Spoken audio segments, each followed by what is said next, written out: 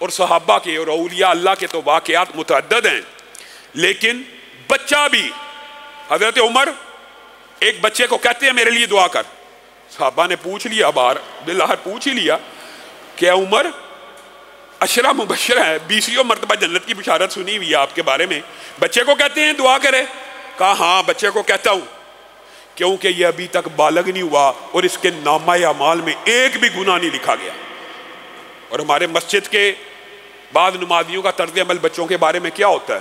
اور میرے بھائیو اللہ کے لیے ان بچوں کو مسجدوں میں آنے دو، ہاں مسجد میں آئیں، مسجد کا ادب بھی سکھایا جائے، یہ ایک بات ہے، میں مانتا ہوں مسجد کا ادب بچے کو سکھانا ضروری ہے، مسجدوں میں آوازیں بلند کرنا، اللہ معاف کرے، اللہ معاف کرے، مسجد النبوی کے اندر جس کے بارے میں قرآن میں آیتیں موجود ہیں کہ یہاں پہ اس گھر کے سامنے آواز بلند کرنا پورے کے پورے اعمال کو تباہ کر دیتا ہے، رسول اللہ کے آواز سے اوپر آواز، رسول اللہ کی مسجد میں اونچی آواز، یہ تو عام مسجدوں کے بارے میں بھی حکم ہے، بچوں کو منع کرنا چاہیے۔ اللہ تعالیٰ اس عذاب سے ہمیں محفوظ رکھے۔ اور بدقسمتی یہ ہے، یہ ٹھپا پاکستانیوں پہ لگ گیا کہ پاکستانیوں نے پہلے اگرچہ ہم اس کے اوپر بھی کہا کرتے تھے یار جوتی پہن لو، جوتی پہن لو، اس میں کوئی حرج نہیں، پلید زمین ہوتی ہے، کئی جگہ پہ غلاظت گیری ہوتی ہے، جوتی پہن لیا کرو، لیکن عرب کے اندر میں جب مدینہ میں تھا تو عربوں کا ایک تاثر پتہ کیا تھا؟ یار پاکستانی رسول اللہ صلی اللہ علیہ وسلم سے بڑی محبت کرتے ہیں۔ میں آپ کو عام تاثر عربیوں کا بتاتا ہوں، تو جو ہمارے اساتذہ تھے وہ کہتے ہیں یار اتنی محبت آپ کو وہاں پہ سکھائی جاتی ہے، یہاں پہ پاکستانی ہم دیکھتے ہیں وہ ننگے پاؤں پھر رہے ہوتے ہیں، اور اللہ معاف کرے اب انہوں نے وہاں پہ جو تماشا لگایا ہے پاکستانیوں کا، قوم میں حیثیت قوم پاکستانی کسی کو منہ دکھانے، جو اللہ تعالی ہمیں اس عمل سے معاف فرمائے۔ تو میرے بھائیے جو بچے ہوتے ہیں ان کو مسجدوں میں آنے دیں۔ میں اپنے بچپن کو سوچتا ہوں، میں جب بہت ہی چھوٹا تھا لیکن میں ابو کے ساتھ چینیا والی مسجد جاتا تھا، لوگ ہم سے بھی تنگ ہوتے ہوں گے، ظاہر ہے، ہم بھی خیموں سے لٹک جایا کرتے تھے، چادریں گر جاتی تھی، وہ شاید علامہ صاحب کے بیٹے ہونے کی وجہ سے برداشت کر جاتے ہوں۔ تو یہ بچے جو مسجدوں میں کھیل رہے ہیں انہوں نے ہی نمازی بننا ہے۔ جس مسجد کے اندر بچے موجود نہیں ہیں ڈر جائیں، آئندہ آنے والی نسل مسجدوں میں کیسے آئے گی؟ لیکن ان بچوں کو آپ نے ٹرینڈ بھی کرنا ہے، ان بچوں کی آپ نے تربیت بھی کرنی ہے کہ یہ اللہ کا گھر ہے، تمہارا گھر نہیں ہے، اس کے آداب ہیں، اس کی احتیاط ہے۔ بچوں کو لے کے آئیں، کوئی حرج نہیں ہے، لیکن جو انتظامیہ نے معاملات طے کیے ہوئے ہیں کہ بچے باہر صحن میں کھیل لے، بچوں نے اگر ہال میں بیٹھنا ہے تو شور نہ کرے، اگر ہال میں بیٹھنا ہے تو مت کھیلے، تو یہ انتظامیہ سے بھی خاص طور پہ میں خواتین کو کہنا چاہتا ہوں کہ تعاون کیا کریں، اس میں کوئی تعصب کی بات نہیں ہے۔ بعض خواتین مجھے میسج کرتی ہیں، بلکہ رکا بھی لکھتی ہیں کہ جی ہمیں بڑے ہال میں نہیں جانے دیا جاتا، ہمارے ساتھ بچے ہوتے ہیں تو باجی بچوں کو الگ کمرے میں بٹھا دیتی ہے۔ اور میری بہنوں بیٹیوں، اگر وہ بچے اور بچیاں آپ کے ساتھ اس حال میں شور کریں گی، باقی عورتوں کی نماز ڈسٹرب ہوگی، ان کے لیے علیحدہ کمرہ بنایا ہوا، کھیلیں، شور کریں، عبادت کریں، آپ ان کی تربیت کریں، ہمیں کسی بھی قسم کا کوئی اعتراض نہیں۔ تو حضرت عمر بچوں سے دعا کروا رہے ہیں۔ اور بات آئی ہے بچے کی، تو مسند احمد کی ایک حدیث میرے ذہن میں آ گئی اور بڑا اہم واقعہ ہے، یہ بھی ایک بچے کا واقعہ ہے اور صحیح سند سے ثابت ہے، بچے کا واقعہ۔ عبداللہ ابن تامر، نام سنا ہوا ہے نا عبداللہ بن تامر کا؟ یہ ایک بچہ ہے، بادشاہ کا جو جادوگر وزیر ہے وہ بوڑھا ہو گیا، اس نے کہا اے بادشاہ مجھے کوئی ذہین بچہ لا دیجئے، میں اپنا سارا کا سارا جادو، سارا کا سارا علم اس کو منتقل کر دوں گا، اب میں بوڑھا ہو گیا ہوں، آپ کی آئندہ آنے والی نسلوں کی خدمت کرے گا، یہ سسٹم چلتا رہے گا۔ بچہ ایک انہوں نے لیا جو بڑا ذہین وہ سمجھتے تھے، اس کو جادو سکھانا شروع کیا۔ اب بچہ جب جادوگر سے جادو سیکھنے آتا ہے، رستے میں ایک راہب کا گرجا بھی موجود تھا، اب اس راہب کے پاس بھی جاتا تھا، جب لیٹ ہوتا تو مار پڑتی، تو اس راہب نے کہا کہ تم ایسے کرو کہ ایک تمہیں طریقہ بتاتا ہوں کہ جب جادوگر پوچھے لیٹ کیوں آئے تو کہنا گھر سے لیٹ نکلا ہوں، گھر والے پوچھے تو کہنا جادوگر سے لیٹ آئے ہوں، میرا نہ بتانا۔ خیر وہ راہب بھی اس کو تعلیم دیتا رہا، نورانی وہ شیطانی تعلیم دیتا رہا۔ ایک دن وہ بچہ انہی ایام میں ایک رستے سے گزرا، کیا دیکھا کہ ایک بہت بڑا اژدہا سڑک کے بیچوں بیچ بیٹھا ہے، دونوں سائیڈ کے لوگ گزرنے میں ڈر رہے ہیں۔ اس بچے کے ذہن میں خیال آیا آج موقع ہے جادوگر کے علم کو اور راہب کے علم کو آزمانے کا۔ ایک پتھر اٹھایا اور کہا اے اللہ، اے خالق مالک، اگر تو سمجھتا ہے کہ راہب کا علم سچا ہے تو اس پتھر سے اس اژدے کو ہلاک کر دے. پتھر پھینکا، اژدھا ہلاک ہو گیا. لوگ چلنا شروع ہو گئے. بچے کو سمجھ آ گئی کہ دنیا کی ایک ہستی ہے جو دعاؤں کو سنتی ہے.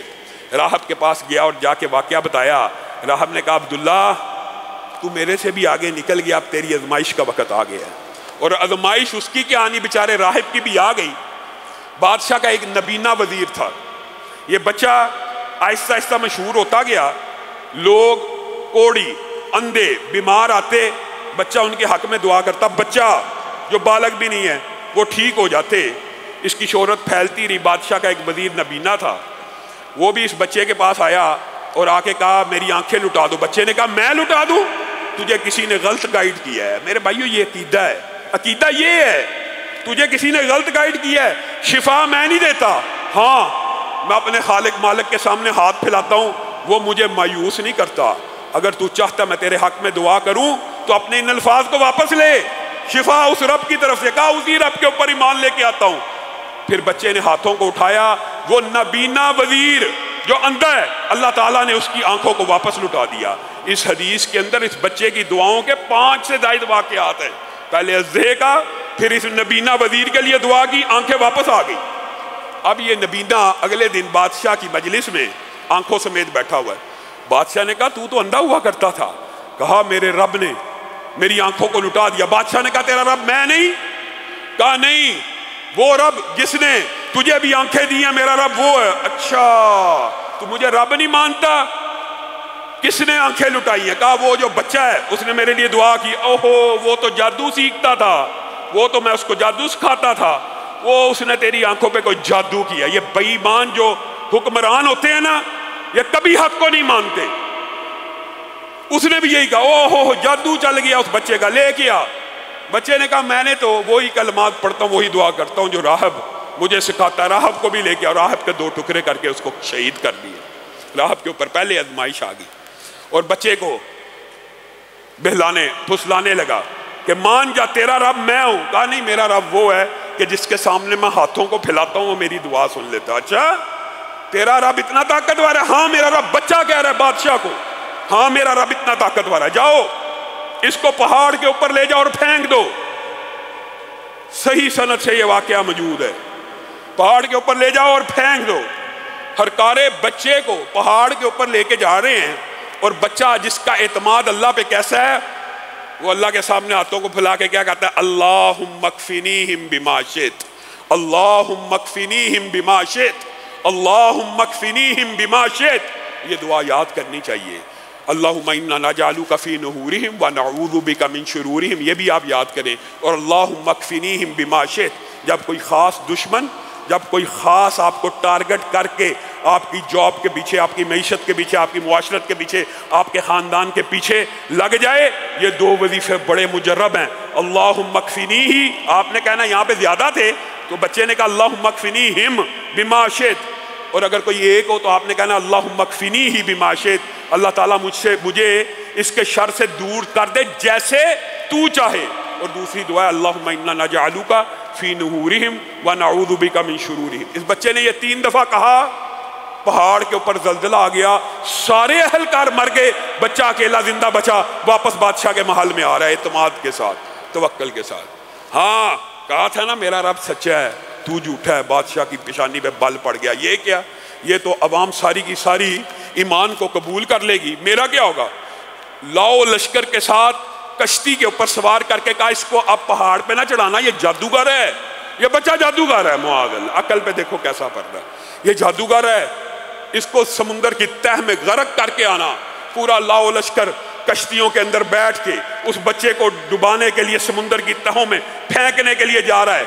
وہاں پہ بھی اس بچے کے منہ سے الفاظ نکلے 3 مرتبہ اللہم اکفنیہم بما شئت، اللہم اکفنیہم بما شئت، اللہم اکفنیہم بما شئت. اللہ مجھے ان سے نجات دے جیسے تو چاہے، تیری مرضی. کشتی ساری کی ساری ڈوب گئی، سارے اہلکار مر گئے. بچہ ایک تختے کے اوپر پھر شان کے ساتھ بادشاہ کے محل میں داخل ہو رہا. لوگوں کا ایمان تو ظاہر ہے اس بچے کے رب کے اوپر مستحکم ہوتا چلا جا رہا تھا. بادشاہ کا داؤ، بادشاہ کا وار کمزور پڑتا چلا جا رہا تھا. بچہ مر نہیں رہا. بچے نے اس وقت ابلاغ کی اور تبلیغ کی عجیب و غریب سنت کو زندہ کیا، اپنی جان کو قربان کر کے لاکھوں لوگوں کی، ہزاروں لوگوں کے ایمان کا باعث بن گیا۔ کہا بادشاہ مجھے مارنا چاہتا ہے تو میں تجھے ایک بات بتاؤں، میرے رب کا نام لے کے تیر چلا دے، میری کن پٹی کے اوپر رکھ کے نشانہ لے کے تیر چلا دے، میرا رب مجھے ہلاک کر دے گا، میرا رب مجھے شہید کر دے گا۔ بادشاہ نے کہا کسی طرح اس سے جان تو چھڑوائی جائے، یہ عجیب و غریب معاملہ ہو گیا۔ تیر چھوڑا، بچے کے رب کا نام لے کے تیر کو چلایا، تیر کن پٹی پہ لگا۔ بادشاہ نے سمجھا بچہ تو مر گیا، پوری بستی اور پورے قریے نے ایمان کو قبول کر لیا۔ اس نے کہا یہ تو ساری کی ساری تدبیریں الٹی ہو گئیں، میں تو ان کو یہ کہنا چاہتا ہوں رب میں ہوں، یہ تو بچے کے رب کے اوپر سارے کے سارے ایمان لے آئے۔ خندقوں کو کھدوایا جائے، خندقوں کو کھدوایا جائے۔ اس نے بہت لمبی چوڑی خندقوں کو کھدوایا۔ قتل اصحاب الاخدود، پھر قرآن پاک نے اس بچے کے اور ان خندقوں کا واقعہ سورۃ بروج میں بیان کیا۔ پوری خندقیں کھدوا دی، ان کے اندر آگ کو پھیلا دیا اور کہا اس بچے کے رب کے اوپر ایمان لے کے آئے ہو، سب کے سب کو خندقوں میں دھکا دے کے آگ میں پھینک دو۔ یہاں پہ وہ حدیث بھی آتی ہے، وہ بچے والی حدیث آپ کے ذہن میں آ جائے گی۔ ایک عورت ایک دودھ پیتے بچے کے ساتھ خندق کے کنارے پہ کھڑی ہے اور ہچکچا رہی ہے کہ میں تو چلو عمر گزار چکی ہوں، یہ میرا دودھ پیتا بچہ ہے، ابھی چھوٹا ہے، اس نے تو ابھی دنیا دیکھی نہیں، میں خندق میں کود گئی تو مر جائے گا۔ وہ بچے نے دودھ چھوڑا اور ماں کو کہا ہے ماں کود جا، بے فکر ہو جا، یہ لپٹتی ہوئی اور لبکتی ہوئی آگ نہیں ہے بلکہ جنت کے باغات ہیں۔ یہی وہ بچہ ہے کہ پھر حضرت عمر کے دور میں بات آئی ہے، تو اس لیے تفصیل سے بیان کر رہا ہوں کہ پھر کئی مرتبہ موقع نہیں ملتا۔ اس کی ایک مرتبہ قبر کشائی ہوئی، اچانک کسی واقعے کی وجہ سے یہ قبر کھد گئی، تو حضرت عمر کو خبر ملی کہ عبداللہ بن تامر کی قبر اچانک کھل گئی ہے اور اس کو کھول دیا گیا ہے، اور وہ اپنے ہاتھ کو اپنے ماتھے پہ رکھ کے قبر میں اطمینان اور سکون سے بیٹھا ہے۔ حضرت عمر اس کی زیارت کے لیے بھی گئے، بعض روایات میں یہ بھی آتا ہے، اور اس بچے کا ہاتھ جب یہاں سے ہٹایا گیا اسی وقت خون بہنا شروع ہو گیا۔ اللہ رب العزت کئی مرتبہ چھوٹے چھوٹے بچوں کی جب بندہ مشکل میں پھنس جائے، ایمان ہو، توکل ہو، یقین ہو، ہونا یقین چاہیے۔ یہ کیسی دعا ہے، اللہ تعالیٰ تیری مرضی یا یہ کر دے یا وہ کر دے یا یہ آپشن۔ اللہ کے اوپر جو یقین ہے، اعتماد اور توکل سے مانگو۔ اللہ کے اوپر یقین ہے تو یہ بات نہ کہو ہماری دعا سنی نہیں جاتی، ہر دعا سنی جاتی ہے۔ جمعے کے اندر صبح آپ کے سامنے اس موضوع کو تفصیلاً رکھ چکا ہوں۔ اللہ رب العزت جو کہا گیا، جو سنا گیا، اس کو سمجھنے کی توفیق عنایت فرمائے۔